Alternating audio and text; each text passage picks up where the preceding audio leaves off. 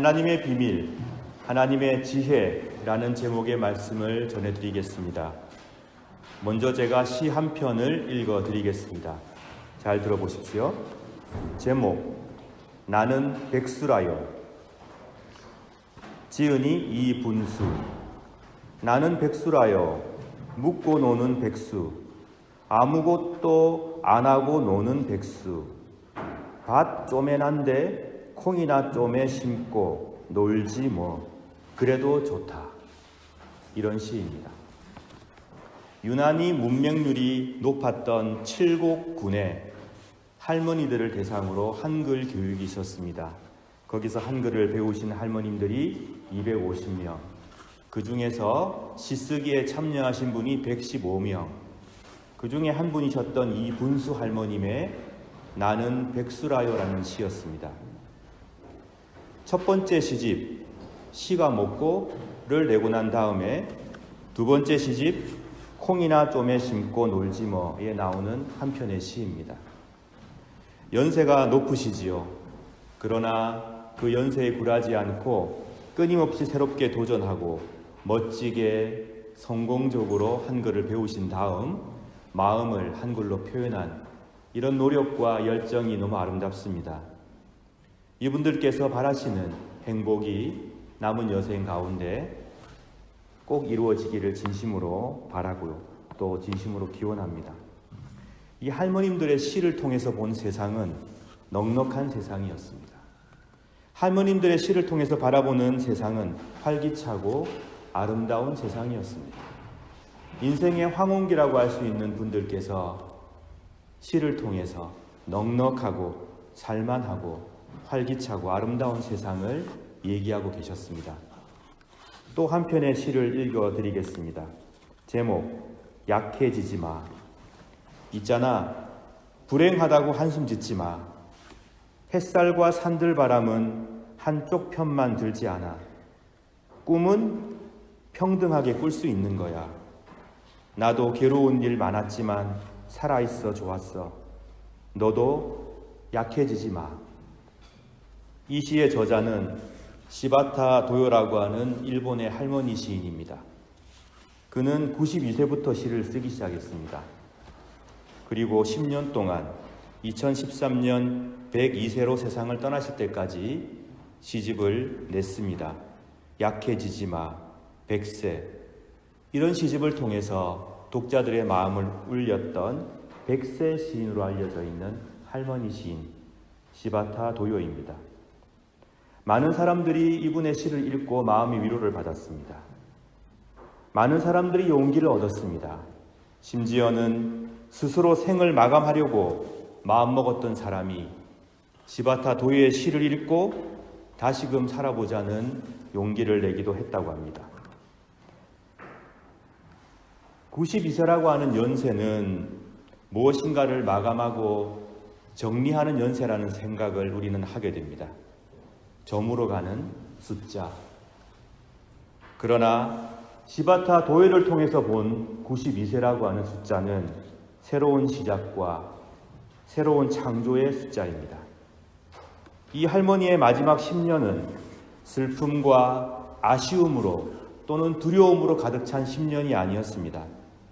많은 사람들을 희망으로 이끌고 위로와 기쁨을 주는 10년이었습니다. 한글을 갓 깨우친 칠곡 할머니들의 시와 일본의 100세 시인 시바타 도요의 시 안에는 삶의 지혜와 희망이 가득 차 있고 행복의 비밀이 녹아 있습니다. 있잖아, 불행하다고 한숨 짓지 마. 나도 괴로운 일 많았지만 살아있어 좋았어. 너도 약해지지 마. 두려움과 절망을 저만치 밀어낼 수 있는 비밀이 이 시어 안에 담겨 있습니다. 이분들의 아름다운 시를 통해서 세상을 바라보면 세상은 아름다운 세상입니다. 참 살만한 세상입니다. 혹시 지금 이 자리에 92세부터 시를 쓰기 시작하셨다고 하시니까 지금 시바타 도요 여사님보다 더 인생의 선배님이 혹시 계십니까? 안 계시죠? 저도 40년 남았습니다. 아직 멀었습니다. 시바타 도요 시인은 남들이 다 생각할 때 마무리하고 정리해야 한다는 그 시기 속에서 새로운 창조를 이루어내었습니다. 많은 사람들에게 희망과 아름다움을 선사하였습니다. 그를 통해서 바라보는 세상은 아름다웠고, 그를 통해서 바라보는 세상은 행복으로 넘쳐났으며, 그를 통해서 바라보는 세상은 위로가 가득한 그런 세상이었습니다. 우리 주님께서 지신 십자가는 형벌의 상징이었습니다. 저주의 상징이었습니다. 십자가는 권력자들에게 대드는 사람들을 처참하게 징벌하는 도구였습니다. 십자가에 달린 이는 사회로부터, 권력으로부터, 사람들로부터 버림받은 자로 여김되었던 그런 사람들이었습니다. 감히 권력에 대항해? 그 결과가 어떤지 보여주마. 그 결과는 죽음이다. 이런 처절한 절망을 상징하는 그런 심볼이 바로 십자가였는데, 예수 그리스도를 통하여 십자가는 대속적인 죽음과 사랑과 믿음과 희망의 상징으로 바뀌었습니다. 이것이 바로 하나님의 비밀입니다. 이것이 바로 하나님의 지혜입니다. 세상의 지혜는 권력에게 까불지 마라, 잘 순응하고 살아라, 정의로운 마음보다는 처세를 잘하며 사는 것이 좋을 것이라고 우리에게 말합니다. 하지만 십자가에 달린 예수 그리스도를 통해서 만나는 하나님의 지혜는 그 어떠한 권력도 하나님의 심판 앞에서 자유롭지 않다고 말해줍니다. 그러니 모든 권력은 하나님의 말씀 앞에 겸손해야 한다고 가르쳐주고 알려줍니다. 예수 그리스도를 통해서 만나는 하나님의 비밀은 남을 짓밟고 일어서야 성공한다고 가르치는 세상의 지혜가 아니라 참되게 희생하고 참되게 나누고 참되게 아껴주는 것만이 희망이고 온 인류가 살 길이라고 우리에게 들려줍니다. 하나님의 구원의 신비는 세상의 가장 어두운 곳에서 빛을 비추시며 세상의 가장 깊은 절망에서 가장 높은 희망을 이루시며 인간의 가장 심한 고통의 자리 그 한가운데에서 구원과 생명을 이루어 주십니다. 이 얼마나 놀랍고 감사한 하나님의 비밀입니까? 에베소서 3장 5절의 말씀을 읽어드리겠습니다. 옛날에는 이 비밀스러운 진리를 아무도 깨달을 수가 없었습니다. 그러나 이제는 성령을 통해 그의 거룩한 사도들과 예언자들에게 이 신비로운 진리를 보여주셨습니다. 3장 6절, 그 비밀이란 바로 이방인들도 유대인들과 마찬가지로 하나님께서 그의 자녀들을 위해 예비해 두신 것들을 상속받을 수 있다는 것입니다. 이방인들도 유대인과 함께 한 몸을 이루는 지체가 되었기 때문에 예수 그리스도 안에서 하나님께서 약속하신 것을 함께 누리게 되었습니다. 이것이야말로 하나님께서 이방인들에게 주신 기쁜 소식이 아니겠습니까? 유대인들에게 갇혀있다고 그들에게만 허락되었다고 하던 구원이 이제 이방인들에게도 전해지는 것, 이것이 바로 하나님의 놀라운 비밀과 하나님의 놀라운 지혜라고 성경은 증거하고 있습니다. 골로새서 2장 2절 이하의 말씀입니다. 나는 그들이 그리스도를 깨달아 믿음이 강하여지고 더 풍성해지며 사랑으로 하나 되기를 진정으로 바라고 있습니다.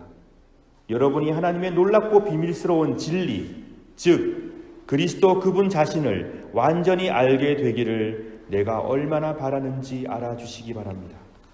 그리스도 그분 안에는 모든 지혜와 지식의 보물이 감추어져 있습니다. 사도 바울은 예수 그리스도 자신, 예수 그리스도의 삶 그 자체가 예수 그리스도의 십자가의 대속과 부활이 바로 하나님의 비밀, 하나님의 지혜라고 증거하고 있습니다. 우리가 함께 읽은 고린도전서 2장 1절 이하의 말씀에도 같은 내용의 말씀이 있습니다. 2장 1절에 보게 되면 사도 바울은 하나님의 비밀을 전하기 위해서 노력했다고 고백합니다. 세상이 말하는 웅변술이나 타고난 철학적 지혜가 아니라 십자가에 달린 그리스도를 증거하기 위하여 노력했다고 그는 고백하고 있습니다. 그리고 2장 7절에서 우리가 말하는 지혜는 하나님의 비밀 가운데 있는 지혜라고, 그것은 감추어져 있었지만 하나님께서 이제 성령을 통해 우리에게 드러내신 것이라고 사도 바울은 증거하였습니다. 우리가 새해가 되어서 많은 계획을 세우고, 우리 교회 또한 마찬가지로 많은 계획을 세우고 이제 살고 있는데, 여러분께서 몸담고 계시는 모든 분야에서 계획 잘 세우셔서 꼭 여러분이 바라시는 목표를 이루시길 진심으로 바랍니다. 사업 열심히 하십시오. 성공하시기 바랍니다. 예술 활동도 열심히 하시고, 또 직장 생활도 열심히 하시고, 뜻하신 바를 꼭 이루시기 바랍니다. 학생들 공부 열심히 해서 여러분이 원하는 좋은 결과 있기를 진심으로 바랍니다. 아마 제가 특별히 부탁을 드리지 않아도 여러분께서는 저보다 훨씬 잘해 나가실 것입니다. 여러분의 분야에서, 여러분의 선택한 영역에서 열심히 이루어 가시길 진심으로 바랍니다. 제가 거기에 더해서 진심으로 바라는 한 가지 더 말씀을 드리면, 또 축복하면서 여러분께 바라는 거 하나 더 말씀을 드리면, 예술가로서, 학생으로서, 직장인으로서, 또 공무원으로서, 또는 가정에서 어떤 분야에서 어떤 직업으로 살아가시든지 십자가에 달려 돌아가신 예수 그리스도를 통하여, 즉 십자가로 여러분과 저 우리 모두에게 죄로부터 건짐을 허락하신, 하나님의 품 안에 이룰 수 있는 구원의 길을 허락하신 예수 그리스도의 사랑과 구원의 신비에 사로잡혀 사시기를 진심으로 바라며 축복하며 기도합니다. 여러분께서 하나님의 비밀의 그 놀라운 구원의 신비에 마음을 뺏겨 살아가시고, 여러분께서 하나님의 지혜 안에서 바르게 행하며 살아가실 때에 여러분을 통해 많은 사람들이 빛을 보기를 바랍니다. 무엇이 참된 진리인지 몰라 방황하며 갈팡질팡하던 사람들이 여러분들을 통해 참된 진리와 정의가 무엇인지 깨달아 알게 되기를 진심으로 축복합니다. 늘 미워하고 분쟁하며 다투던 곳에 여러분들을 통하여 사랑과 나눔의 물결이 넘쳐나기를 또한 간절히 축복하고 기도합니다. 절망하며 두려워하며 삶의 모든 희망을 잃어버렸던 사람들이 여러분들을 통해 삶의 희망과 용기를 되찾아 힘차게 살아가며 다시금 생기발랄한 그런 삶을 살아가게 되기를 또한 진심으로 축복하며 기도합니다. 하나님의 비밀을 마음 깊이 새기고 살아가십시오. 십자가에 달리신 예수 그리스도, 죽음을 이기고 부활하신 예수 그리스도를 여러분의 존재 깊은 곳으로 모셔드리며 살아가시기 바랍니다. 그리하여서 예술 활동 가운데, 사업 중에, 공부하는 가운데, 기술과 과학과 문학과 건축과 요리와 정치와 법률에 종사하는 가운데 함께 하고 있는 많은 동료들이 여러분을 통해 희망과 활력을 되찾게 되기를 진심으로 축원합니다. 하나님의 비밀, 하나님의 지혜가 예수 그리스도 안에서 여러분의 생각과 마음을 사로잡아 주시길 바랍니다. 여러분의 삶이 새로운 삶으로 쭉쭉 나아가는 복을 받아 누리시기를 진심으로 축원하며 기도합니다. 다 함께 말씀을 생각하시며 이 시간 묵상의 기도 드리겠습니다. 기도하실 때에 하나님의 비밀과 하나님의 지혜가 우리의 삶을 온전히 주장하시도록 기도하시고, 우리 교회를 위해서 봉사하는 교우들에게 말할 수 없는 큰 축복이 임할 수 있기를 기도해 주시기 바랍니다. 어려운 상황 중에 있는 교우들이 또 이웃들이 하나님의 위로를 받아 누리게끔 우리나라의 평화와 오스트리아와 이 세계의 평화를 위하여 질병 가운데 전쟁의 아픔과 배고픔 가운데 고통당하는 자들, 그들에게 하나님의 위로가 임할 수 있기를 이 시간 다 함께 간절히 묵상 기도드리겠습니다.